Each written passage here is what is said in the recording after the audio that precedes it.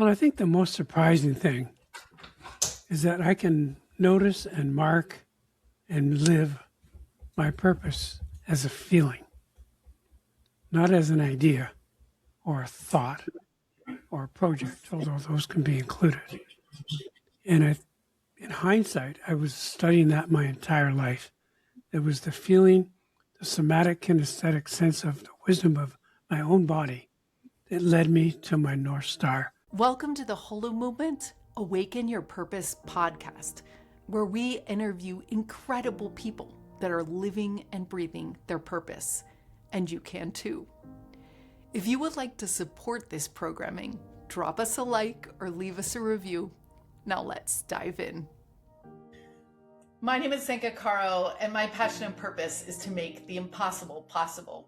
I'm here with Dan Spinner, a mentor and an incredible human who has joined us in our Holo Movement Purpose Lab teams. He started his purpose out at a young age talking to trees before getting his black belt in Aikido, understanding principally the energy that moves through the world. And he has worked on Biofield Awareness and everything that science and philosophy contains. And he's also starting a new project that helps tech companies with a beta cohort develop coherence in their communications, in their lives, and in their companies. Welcome, Dan. Do you remember when that started occurring? Like, what was that where it started sinking and you realized, hey, wait a minute? Well, actually it started when I was 4 years old, because that's when I started talking to trees, or they started talking to me, or more accurately, I started feeling trees and their energy. Now, I didn't have the language or the conceptual frame, but I was really excited about that. They were a place of comfort and love and support. And my family, not so much. So there was a contrast between my so-called family and my tree family. And that continued on all through my childhood, even in a moment where I went to my very linear scientific PhD father and said, Dad, don't you talk to trees? I was about 7. And he said, what'd you say? I said, don't you talk to trees? Because I do. And he cursed me out. Don't you do that? And I never want to hear that crap again. And what was very interesting for a 7-year-old is I was not intimidated. I was not scared, although I usually was of him. I was more determined than ever to talk to trees. But I just stopped talking to him about talking to trees. So maybe that's where my very healthy anti-authoritarian perspective began, because I knew something my father didn't. And it continued from there. And eventually went to landscapes and mountains and animals and all of nature. And then when I was about 15, somehow I stumbled into this book. And I'd walked out of the church at the age 13 because I was only interested in what I now call Christ energy, and this Jesus guy. They wouldn't answer any of my questions about it. So I walked out. And a couple of years later, I stumbled into this book, published in 1957, 58. And I was reading it in the early 60s when I was 15. And I was stunned because there's all kinds of quotes of Zen poetry and from Zen masters in it. And it felt like the trees, and it felt like Jesus. I was like, wow. Just took my little 15-year-old brain and blew it apart.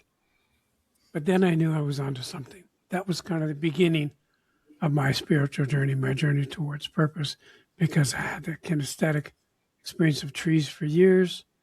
I had the intrigue and interest in Jesus and the feeling of that, which was a whole nother thing, but similar to the trees. And then I had a whole nother culture called Zen, saying and feeling in me, creating in me the exact same feeling. And then a couple years later, 4 years later, when I was 19, some guardian angels grabbed me by the scruff of the neck. They took me to a particular Aikido dojo. And I sat down and I watched this little Japanese Canadian guy moving like the wind, not getting hurt, not hurting anybody. And it felt like the trees. It all was coming together. I studied with him for over a decade, not realizing he'd just come back from Japan where he studied with the founder of Aikido. So now I would know, and you would know, that the transmission was very direct. An Aikido sensei said, don't learn the names, don't learn the moves, learn to be in your center and follow the flow of energy. You can imagine the first couple of years, I have steam as a 19-year-old coming out of every orifice in my body saying, what the hell is he talking about? And he'd grab my wrist. He was half my size. He'd say, move, move. I couldn't move anything. I was 19. He was 45, 50. Anyway, it was a wonderful decade. And he was really teaching all of us to feel what the Japanese call ki, the Chinese chi, life force energy, which was exactly what I was feeling all those years and still do from the trees. So for me, purpose became pursuing that sensation and that experience, and then learning with lots of stumbles and disasters and lots of successes, etc., that what I was doing and who I was doing it with helped create or not create that feeling in me. Now we're calling it scientifically coherence. And I'm really happy to have that term because it encompasses decades and decades of study and practice. But since I know it's an experience rather first before it's a thought, then my purpose is not defined as X, Y, Z. It's defined as how am I feeling in this moment. Then I'm using that in my smarter moments, Zenka, to choose where I put my energy or time on a project or with a person or whatever it may be, because my body can instantly tell me if I'm paying attention. I have to pay attention. My body will instantly tell me how on purpose this moment or this opportunity is or isn't.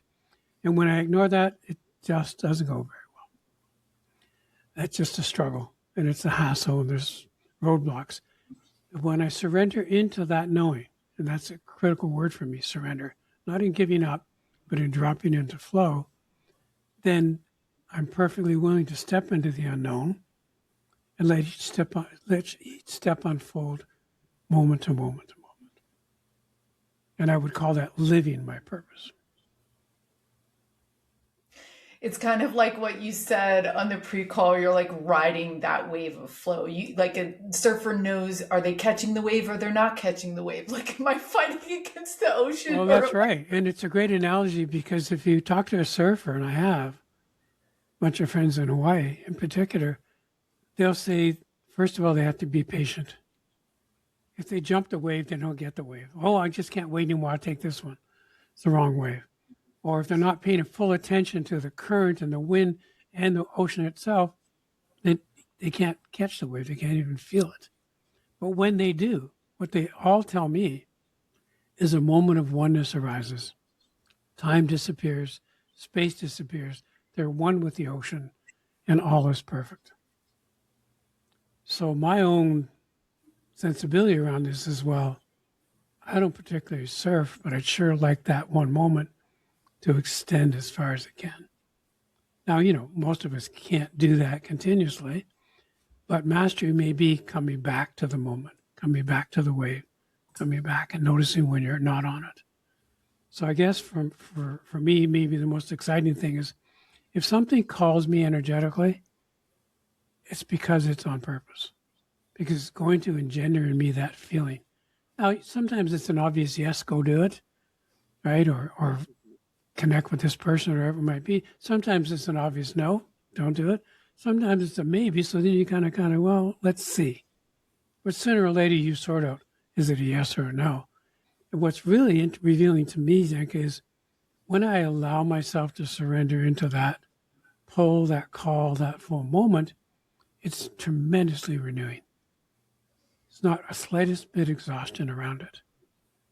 And by contrast, when I'm pushing something or forcing it or not paying attention to it, it's exhausting, completely exhausting. So it's like, oh, what would you rather have, Dan?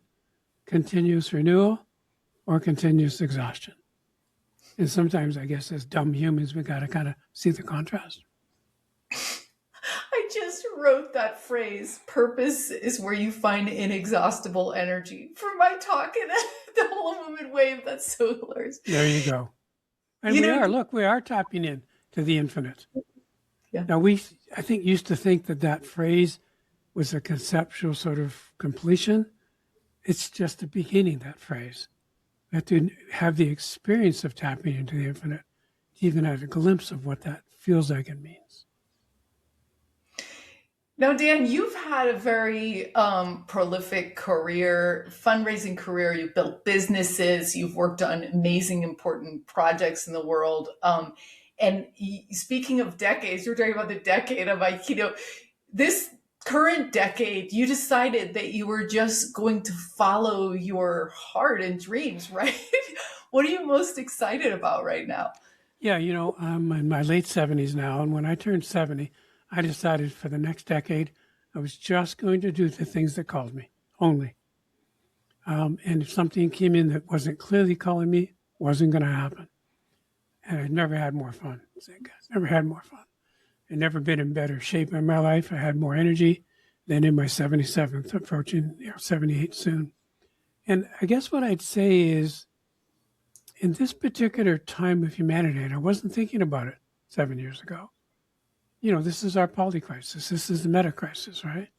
So now understanding that I chose to be here at this time, and I chose to prepare myself starting at age 70 and many decades before for this time, I understand my role relative to what's going on in the destruction of the old systems based on separation. It's why all of my work now, in one form or another, takes many different forms, is based on connection, oneness, and coherence.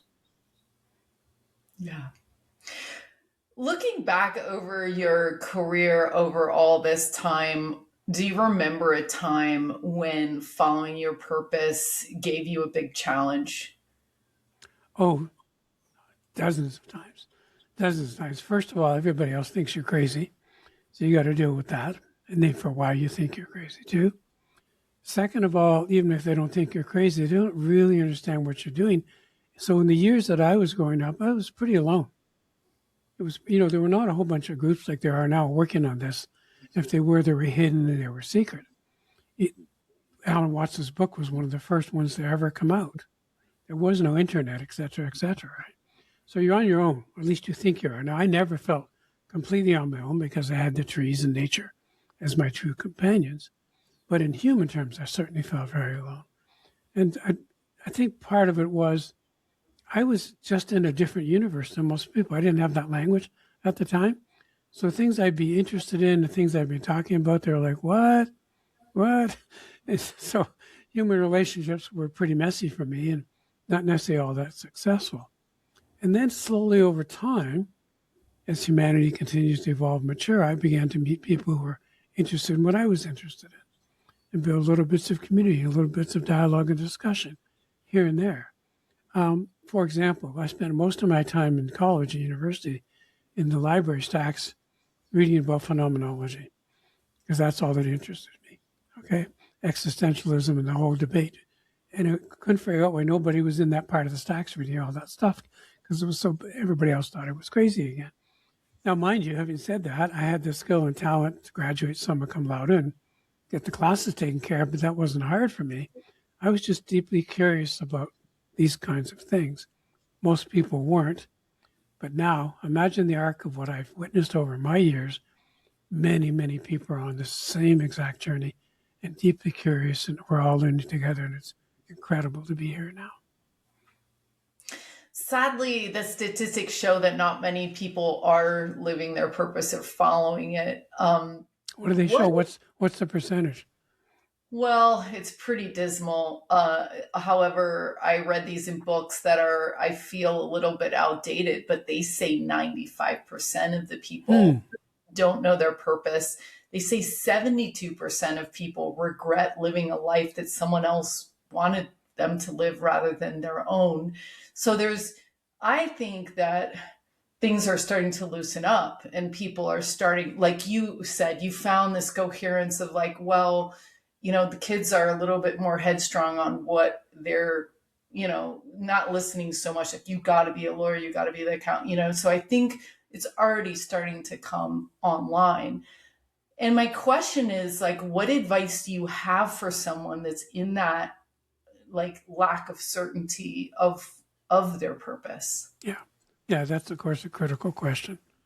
I guess I would say that people have the opportunity when they have that longing. The longing is hard because you suffer it, but it's important because the longing can lead you to start to trust yourself. You know, in our culture, where we're separated from one another, we're consumed by media, everybody else's opinions about everything, including us, we have not learned how to trust ourselves and our own deep knowing. But I believe and I experience that everyone has that. I've never met anybody who doesn't have it. Yes, most people haven't accessed it, but it doesn't mean they don't have it. So trust in yourself. You know, my meditation teacher said for years, trust your own experience. And that turned out to be a critical framing for me because we're taught the opposite. Trust everybody else's experience or their so-called experience. And so we lose connection with our own experience and our own inner knowing. And my path to inner knowing was greatly aided by all the energies around me. In my case, nature and Mother Earth and Gaia, thank the gods. And then by, you know, wisdom teachers as I found them. I think that for people that are really longing to know their purpose, that becomes a doorway. It isn't just suffering, it's a doorway. It's pointing you towards knowing yourself. And you have to find the practices, whether they're Tai Chi or Aikido or yoga or walking in the woods. You have to find the physical practices, the mental and emotional practices that return you to yourself. And you find a still place. The Zen masters say this. You find a still place that's beyond words. Now, in our culture, we're taught the opposite. Noise, noise, noise, noise, noise, noise, noise. But I can assure everyone who's listening or watching, there's a stillness in each of us. And you have the birthright to discover it. Beautiful. What effect have you had on the people around you by living your purpose?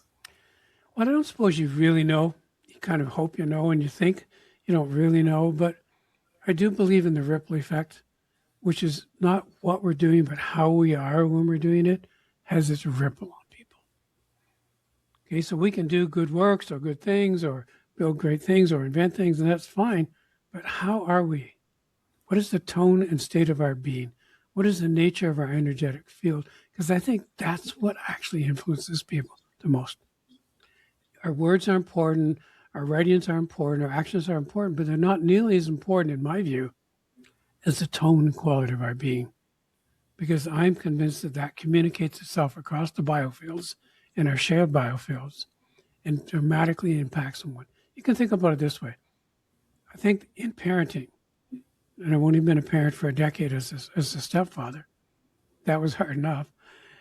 What impacted my stepdaughter the most was what energy was I offering her around her.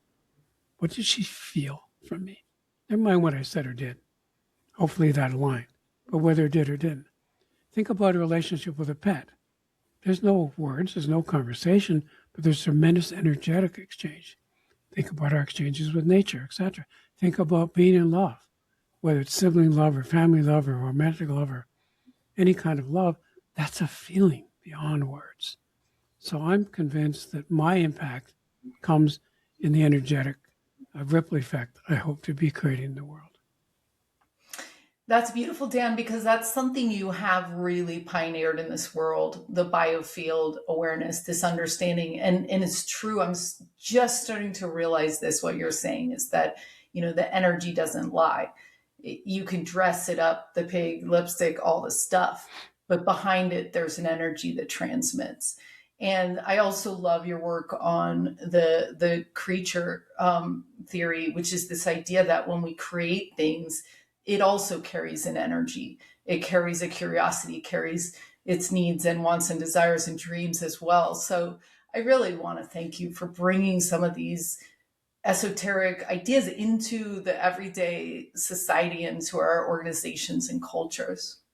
Well, thank you for that, Zenka. They're not new. Anything I've so-called presented is just a repackaging of ancient concepts. What is new is the science, right? So the biofield was defined in 1991 by the National Institutes of Health. And there's a tremendous amount of scientific research, as you know, in the last decade or two on the biofield. So when the science comes together with ancient practices, you go, okay, wait a minute. Shouldn't we be paying attention? Right? Shouldn't we really be understanding that science is just figuring out how to measure things the ancients intuitively known for thousands of years? So it's a combination of intuition, which we all have, which I consider the language of the soul or the spirit or whatever you might call it, and science going, oh, we don't end at our skin, right? Oh, geez, we're giving off electromagnetic vibes and connections. Some scientists now say you can measure 33 different elements of the human biofield. And then, of course, you extend it further and you go, well, if I have a biofield and you have a biofield, we're existing right now in a shared biofield. And that's what creature theory is. Creature theory says when you come together for the higher good, a business, a project, a nonprofit, whatever it might be, a family, right? Then all kinds of other energies join you because they're attracted to that. And you can learn to communicate with those energies if you wish. Amazing. So if a majority of people on the planet were living their purpose, what would it look like? I think it would be sweet music everywhere, all the time. Because we'd be living in love, not just romantic love. It's only one kind of love, but agape, right? The unconditional love of all beings and all things, including ourselves. And I think that our relationship with one another, and certainly with the planet, would be vastly different. And I'm confident we're going to get there. I'm confident that humanity, along with everything else in the universe, is evolving towards that goal. Beautiful. Thank you so much for joining us, Dan, today. Is there any final word that you have for the world that you'd like to express at this time? You know, I guess the best way I can put this feeling, Zenka, is it starts with learning to love yourself. And we've all heard that, and we know it, and what does that mean? But that's a profound goal, to appreciate and know yourself and to love yourself. And if you get even a glimpse of that and a taste of that, you know that leads to enhancing your capacity to love others and the planet and everything that exists. And that love is not a romantic idea. We now know scientifically it's an energetic flow pattern we're calling coherence. It may be the essential energetic flow pattern in the entire universe. So wait a minute, I say to myself, if the energetic essential flow pattern is love, what do you think we're doing out here as a very young kind of adolescent species? We have a lot to learn. Look at the animals, look at the insects, look at the trees, look at the stars, look at beings other than humans. They already know this. They're living this. So then learn from them, imitate them, and perhaps one day we can live like them. Amazing. Thanks again, Dan. Thank you, Zenka. Love you and love your work. Thank you for joining us today. It is our goal to give you the courage to begin to identify your passion and live your purpose for the sake of yourself and for the sake of us all. Over the course of this multi-year collaboration and research project, we have identified patterns and a 7-stage process that many people go through on their way to living their purpose.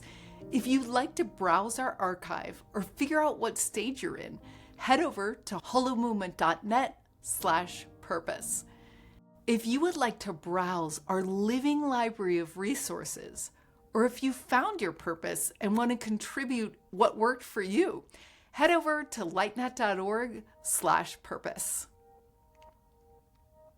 And as Mark Twain used to say, the most important day of your life is the day you're born and the day you figure out why.